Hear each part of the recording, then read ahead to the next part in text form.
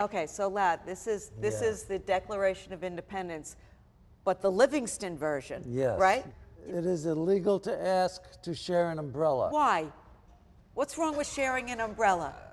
Because the person who has the umbrella, who's holding the umbrella, is getting wet because you're squeezing in. Bring your own umbrella. What if it's a loved one? No. What's this one? It is illegal to stroke one's beard. What's wrong with stroking a beard? I can't stand seeing men doing this. Really? Yeah. This. What if you're Dr. Freud? Yeah. Yeah. Yeah. I don't know. Well, are you upset that these were not included in the original declaration? I think there should have been some humor in that declaration. There should be jokes in everything. Everything. Any document, a peace treaty, whatever. A divorce decree? A divorce, everything. There should be jokes. It lightens it all up. Yes. Hi, La. Hey, am I being seen from the knees up? Waist up. No, this was part of the interview. I was making a joke, yeah. All right, so we're here. Yeah. We're discussing Life, Larry, and the Pursuit of Unhappiness, Yeah. which is to celebrate the 250th anniversary of our country, which is still here, amazingly enough. And how did this all happen? I got a call from my agent, and he said, Obama's company, Higher Ground, wants to do a show with you about the 250th anniversary of the country. Usually when I hear ideas, most of the time they're always terrible. Yeah. But this one I thought was, that could be really funny. You know, just making stuff up about history. And I did the Super Bowl commercial like 4 or 5 years ago, and I put on a lot of costumes and wigs, and even though it was 60 seconds, it was pretty funny, I thought. And to do that on a much larger scale sounded appealing to me. So also, you know, I was a history major in college. That's right, I know that, yeah. And people would always say to me, "What are you going to do with that? What are you going to do with it?" And I would go, "Nothing. Yeah, what am I supposed to do with it? I'm not going to do anything with it." What did your mother say when you told her you were going to be a history major? Oh, she as long as I was in college, that was plenty. Right. She didn't care what I majored in. Yeah. No, because she wanted you to be a civil servant. She wanted me to be a mailman. That's right. Yeah. Yeah. She wanted me to work in the post office, begged me to take a civil service test. Right. Larry, just take it. Take the test. What do you care? You know. Was that after college or before? Oh, after. After college. So Yeah. even after you were a history major in college, she still thought, you're never going to be anything. Nothing. You need to be a mailman. Yeah. Not that there's anything wrong with being a No, mailman. nothing at all. In fact, to tell you the truth, it wasn't that bad of an idea. They don't do that, you know. They walk around. They got the sack. Right, the satchel. They got the satchel, and they're, you know, and the hours. I knew someone who was a male person. Right. And she only worked like 4 hours a day. So there was some appeal to it. My mother wasn't entirely wrong. So you were a history major, and, Yeah. and you are always interested in politics and history, and you know, I know that about you. So when they came to you with this idea, did they have any idea what you were going to do, or that was just up to you? I don't think so. That was kind of up to me. I think they had seen the Super Bowl commercial, and I'm sure that was in their heads when they asked me. Because the history of this show, the history that you're showing, is real events, but it's not real history. No, of course not. Yeah. It's completely skewed. Yes, completely. Yeah. And they were okay with that. They didn't want something more, you know, real history. They didn't really make suggestions about what they wanted. They just said, 250th anniversary, go. Go. Yeah. So the first episode, you start out with the Declaration of Independence, that you were writing the Declaration of Independence, but you Right. had some There is a germ of truth to it. Robert Livingston, he was in the Committee of Five, Robert Livingston. So how did you decide which, I mean, 250 years, there's a lot of stuff going on. Yeah, So you wrote it with Jeff Schaefer, yeah. And how did you decide what to pick and choose? You know, things just come to you. I don't know. There are incidents that lend themselves to funny ideas, funny premises. For example, I am in the show playing Susan B. Anthony. Right. How did you decide to do that? I just thought it would be funny if I could play a really sexist character against Susan B. Anthony and cast you as Susan B. Well, first of all, the name's Susan. Right. As soon as I heard the name Susan, oh, Susie's got to be Susan B. Anthony. So Right. I thought it would be a funny dynamic to have us at a dinner, and I'm a sexist, and you know, we just go at it. You know, interesting. I did a lot of research on Susan B. Anthony before I did the part. Just for my own edification, I watched a Ken Burns documentary on her, and I read all about her, Yeah. and she was a really interesting woman, and none of that served me any purpose not. in doing the scene. Of course not. Yeah, why would it? Yeah. You know how we always say there's show Larry and there's real Larry? Yeah. And show Larry is the Larry that people see, and they assume that that's you, because I get asked more than any other question, is Larry really like his character? And you're not, but you are, as we know. Right. What's interesting to me is in this show, and I felt this way also about the ski lift episode, which is why I always thought you were so brilliant in the ski lift episode, because it's show Larry playing characters. Right. Do you know what I mean? It's not Larry playing these characters. It's show Larry playing these. Same thing in my thing. It was Susie Green playing Susan B. Anthony. It wasn't Susie Essman playing Susan B. Anthony. Right. You know what I mean? Sure, yeah. So in that's like an interesting twist to me in how you played the characters. Yeah, I mean, it's Curb-like in the way the sketches unfold to some degree, the things I say and do, but I'm not really playing show Larry or this Larry. I'm playing like different characters, really. You're playing Alexander Graham Bell. Yeah, they're sketches, but there's a really great production value. I got to hand it to HBO. They really went overboard. It looks, and Jeff Schaffer's direction was impeccable. Yeah. It was really great, and it looks like they look like movies. They really. do. The production value is incredible. Yeah. Wardrobe by Christina Mangini. Right. And who was the production And designer? hair and makeup. Hair and makeup. yeah. And I know you hated that. I know you hated all the wigs and the whiskers, but you look amazing. Yeah, well, thanks. The whiskers, that killed me. It just, you feel like you've got, and your hair, you've got ants with the wig. How do people walk around with wigs? Men and women, Yeah. you know. My mother used to wear a wig. What do you mean she used to wear? She used She to wore wear a wig. scheitel? Huh? A scheitel? She didn't like the way she looked. She thought she looked better with a wig. Maybe this is the origin of why you would never wear a toupee.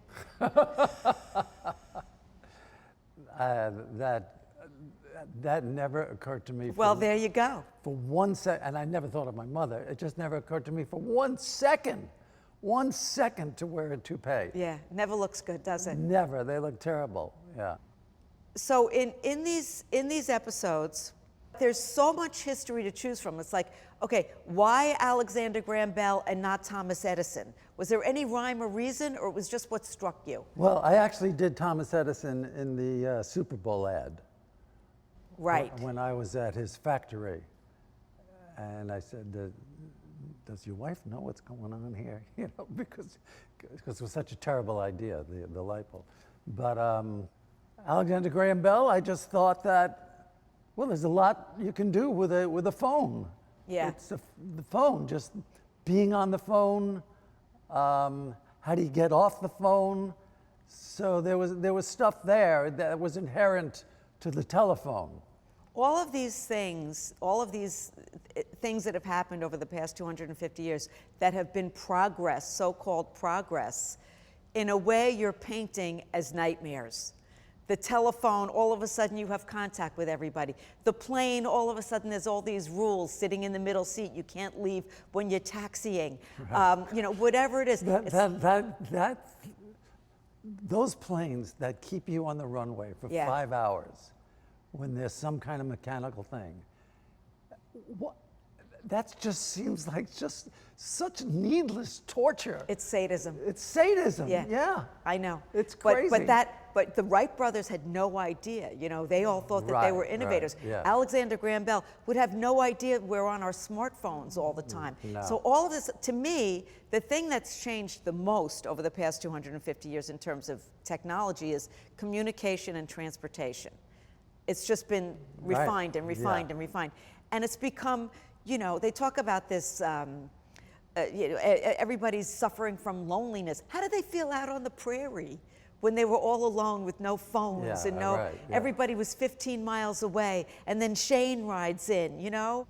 Westerns, I always felt like was something that was a particular love of yours. Yeah, I used to love Westerns when I was a kid. I would ride a chair in my bedroom. I'd put a string around it and have the reins, and you know. I remember the chair too. It was a big yellow chair. And just the sound of horses' hooves galloping. And did you used to watch Davy Crockett and for sure. Daniel Boone and all those shows? Yeah, I watched them all, yeah. And then Western movies? Because I feel like so much of what we know from history is from the movies, so it wasn't really accurate. That's true, yeah. Our whole opinion on all that stuff, it's just from what we saw. Yes, exactly.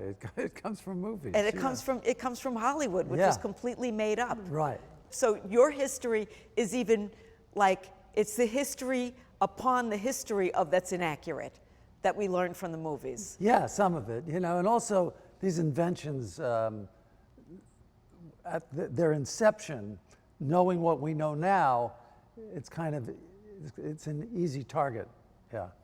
If you could be any of the people in this history, who would you want to be? Whew, that's a good Because one. I have somebody I think that you should be.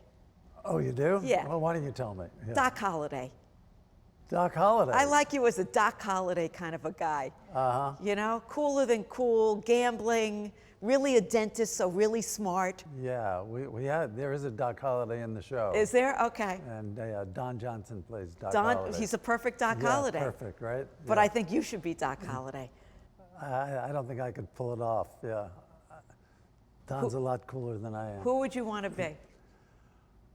Well, who was the richest one? The richest one? I don't. Yeah, Henry Ford, the anti-Semite. Henry Ford, the anti-Semite, of Yeah. course. Yeah, but he did invent a good thing. Yeah. You know, He that did, was another invention that kind of changed the whole world. Right. Well, he didn't invent it. He didn't? No, he invented the assembly line. He didn't invent the automobile. Who invented the automobile? I don't know. Yeah. We'll get calls about that. Yeah, But okay. he invented the assembly line to make the Model T. He made the car affordable. But yeah, he was a big anti-Semite. Yeah. Yeah, which is interesting because you are a kid from Brooklyn, from Sheepshead Bay, Brooklyn. I've known you for 43 years, something like that. When you first started doing stand-up, there were sketches that you did, one of which I know is in this show. I'm not going to mention it. Uh-huh. You know which one I'm talking No, about. I don't. Jonah Salk. Oh, okay. Which yeah. was always my favorite bit of yours. Yeah. That was my favorite bit you ever did. Yeah. But when I used to watch you do in 1985, 1986, and I used to watch you doing stand-up, and you would have these premises that were so esoteric that I would watch you that were hilarious, and I would think, who thinks of this? Who thinks of what it's like when they call you to come be on the posse? You know, you had this, you remember that bit you used to do? No, yeah, the bit was if there were answering machines in the Old West, it would have been almost impossible to ever form a posse. Because, you know, people would screen the calls and then the sheriff leaves the message. Then you run into the sheriff 2 weeks later and pretend that you got the message too late, you wanted to go, you know. Dying to go, Sheriff, but I couldn't. I didn't get the message. Yeah. Sheriff, I can't believe it. How was the posse? How did it go? Yeah. Who would join a posse? Yeah. They must have guilted you into it. But again, that's something we know from movies. Did those really happen? Posses? Yeah. I'm sure there were posses. How much research did you do on this stuff? On this stuff? Yeah. Not much. Yeah. World War I was in the first show, right? Yes, yeah. Okay, so I don't need to do any research to know that it's going to be, that I could play dead. That Right. I would play, if I was in that war, knowing who I am, Right. I would start to run and pretend I got shot. Right. You know? So to me, that was a funny idea. I've never seen anybody play dead. So I don't have to do any research for that. So first you have the Declaration of Independence, writing it, the World War I in the trenches, Alexander Graham Bell, and of Yeah. course Richard Kind had to play Watson and bore everybody with his non-ability to be a middle. He couldn't middle. He couldn't middle. So why So not? he was Yeah. perfect. And the Rosa Parks, which was particularly hilarious to me, Yeah. because you never let anything go. You know, if you have an idea and it's sitting in your brain for 40 years or 10 years or wherever, you always have it there in the back of your mind to use again. There's a run that we do in our sketch, the Susan B. Anthony sketch, that I don't know if we did it in an episode and it was cut out, or it was in the outline and we never did it, but you brought it back for our sketch. I don't want to say what it is. Ate lunch too late? Yeah. You're right. But I'm just saying that, Yeah. that you never waste an idea. Like it's like you got a file in your head. Well, yeah, if I like something and it was never used and here's an opportunity, I'll Yeah. use it, yeah. The Rosa Parks thing, again, I don't have to do any research for it because I know that she refused to go to the back of the bus, but what if she was sitting next to me? She'd want to go to the back of the bus. Right, Yeah. right. You know, it's just so, that sketch, you look at these things and it's so kind of random how history happens. I mean, Rosa Parks the civil rights movement was going on, and she just one day decided, I'm done, I've had enough, I am Right. not moving, you know. And that changed history in a way. That single person changed history. Yeah. Is there anything that you learned that surprised you in doing this show? Anything, any research or anything that you learned about this country that you didn't know before? About the country? Yeah. No, No. nothing. Yeah. So President Obama is one of the producers of the show. Right. Did he give you any notes?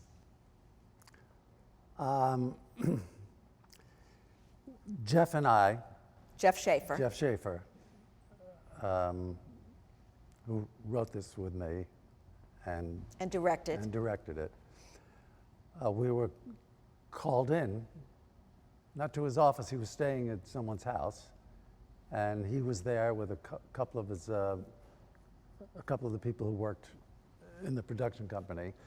So Jeff and I were called in for notes from President Obama. Now, I really haven't gotten. You don't take notes. You know, You don't get notes. The entire time we did HBO Curb, never gave us a No. note. No. Every now and then they would make suggestions in editing. Well, maybe you could lose this, or maybe if the show was running long, you know. Which Even can I just say that's highly unusual, because most of the time, and even when you were doing Seinfeld, you did not get notes, especially with networks. They love to give notes. Yes.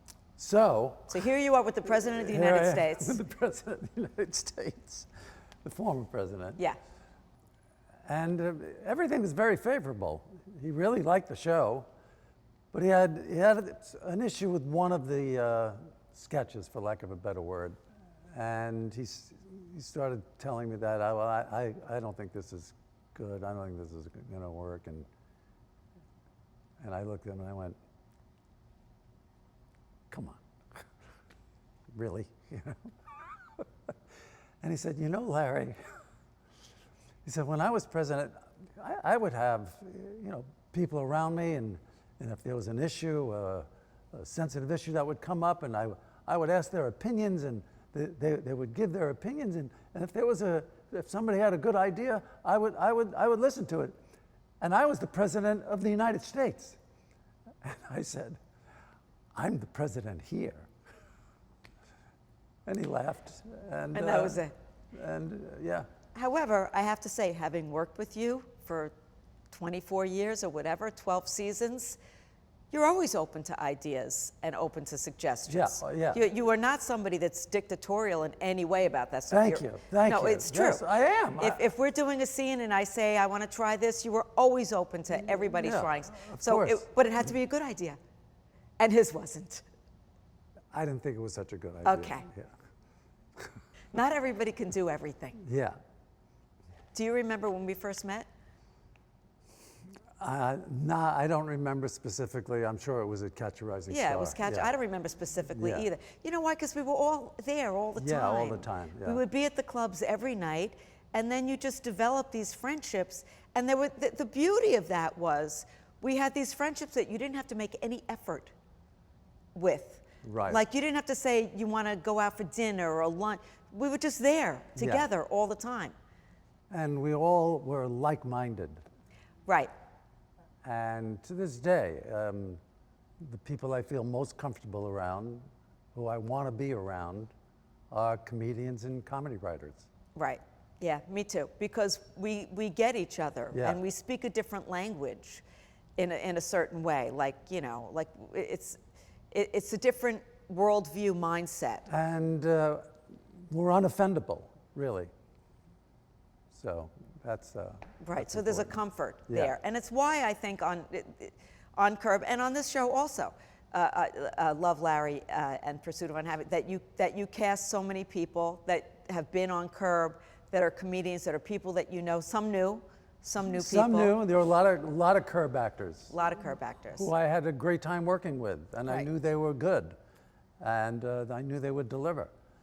JB is going to be in an episode, Right. and Jeff. My husband. Jeff Yeah. Garland. Yeah. From Curb, and a lot of the guest actors. Vince Vaughn, Vince Vaughn, and John Hamm. yeah. And I'm not saying this because you cast me, which you did, but I do think one of your many talents is casting.